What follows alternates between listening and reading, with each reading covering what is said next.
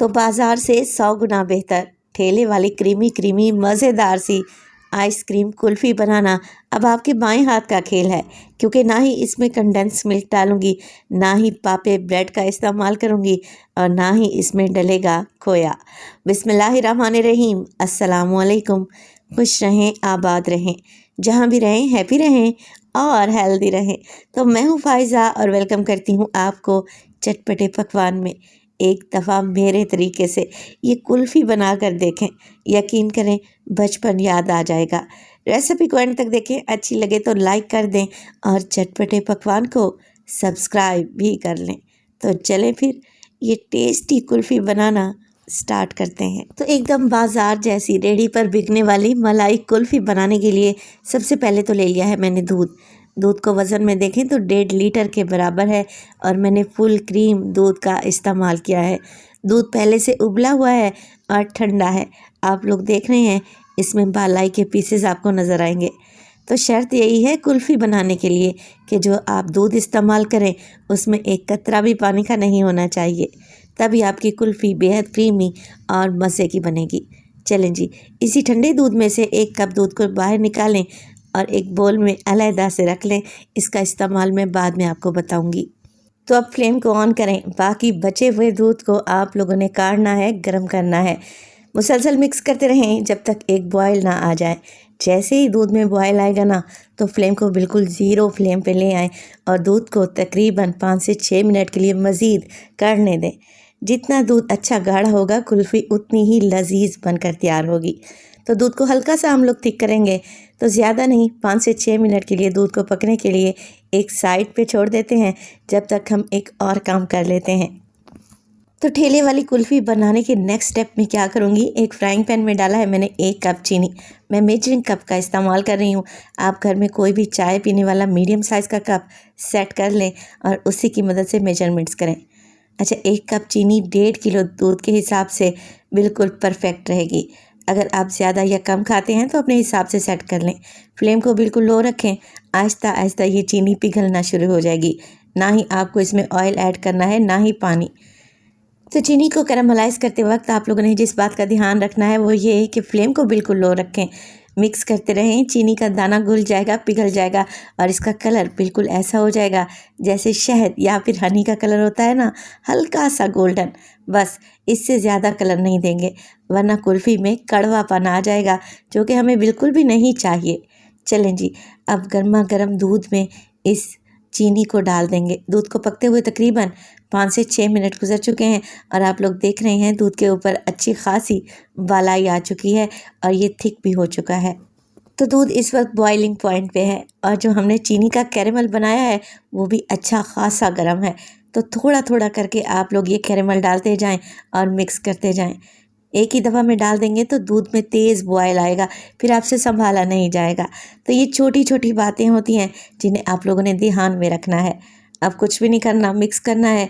और ये जो चीनी आप लोग देख रहे हैं ना, जैसे जैसे दूध गर्म होगा ये चीनी खुद ब खुद ही पिघल जाएगी, मेल्ट हो जाएगी। तो फ्लेम को बिल्कुल लो कर दें। जब तक चीनी पिघल रही है, हमने जो 1 कप दूध पहले निकाल कर रखा हुआ था उसमें कुछ चीज़ें ऐड कर लेते हैं। तो मैं 2 टेबल स्पून लूँगी यहाँ पर मिल्क पाउडर। टी वाइटनर का इस्तेमाल नहीं करेंगे, फुल फैट मिल्क पाउडर ही डालेंगे।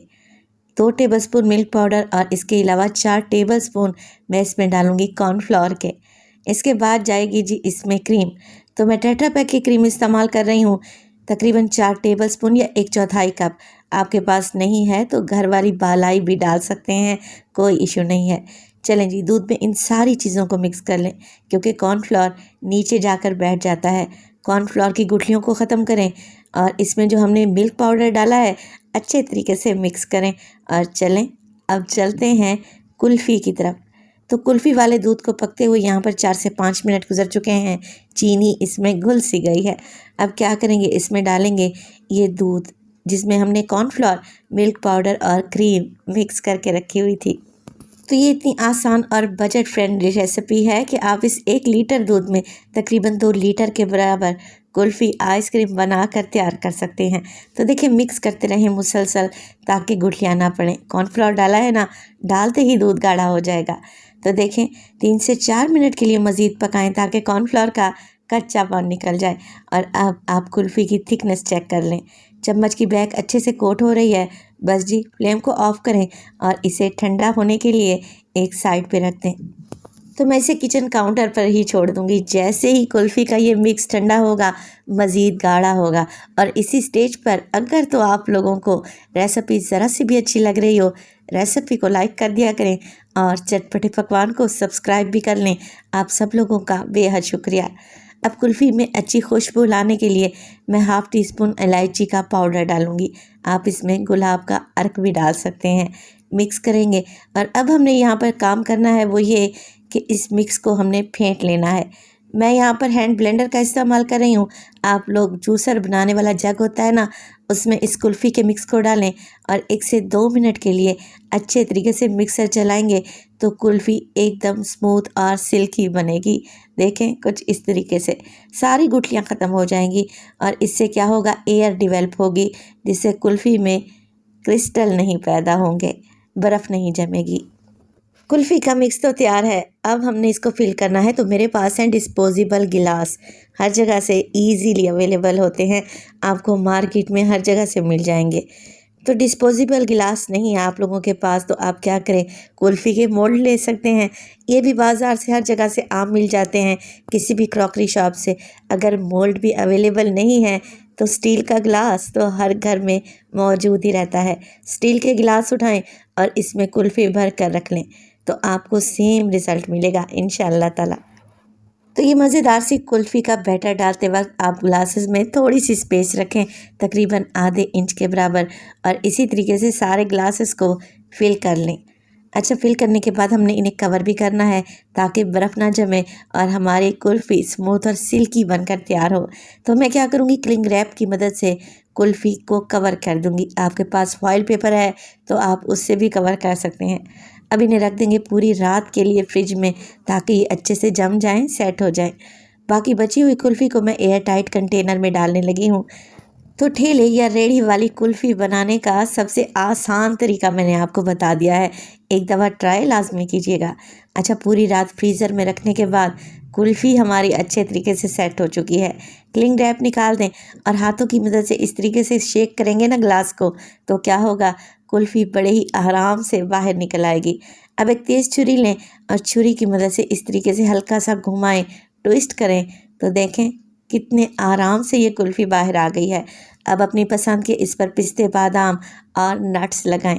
आप चाहें तो इस पर पिसा हुआ खोपरा यानी कि डेसिकेटेड कोकोनट भी लगा सकते हैं। तो बिल्कुल स्ट्रीट स्टाइल रेहड़ी वाली कुल्फ़ी हमारी घर में ही तैयार हो गई। मैं आपको काट कर दिखाती हूँ, एकदम स्मूथ सिल्की टेक्सचर बनेगा और खाने में तो इसका जवाब ही नहीं है। यकीन करें आपका हाथ नहीं रुकेगा और इस कुल्फ़ी को खाने के बाद आप बाज़ार से कभी भी कुल्फ़ी नहीं खरीदेंगे। घर में बनाएं हाइजीनिक तरीके से और वो भी कम पैसों में ढेर सारी। कुल्फ़ी के ऊपर डालने लगी हूँ मैं रोज़ सिरप यानी कि जामे शीनी या रूह अफ़ज़ा। तो देखें लग रही है ना टेस्टी। अब देखिए कंटेनर वाली भी आइसक्रीम को निकाल लेते हैं और इसके ऊपर भी डालूंगी मैं ढेर सारे ड्राई फ्रूट्स।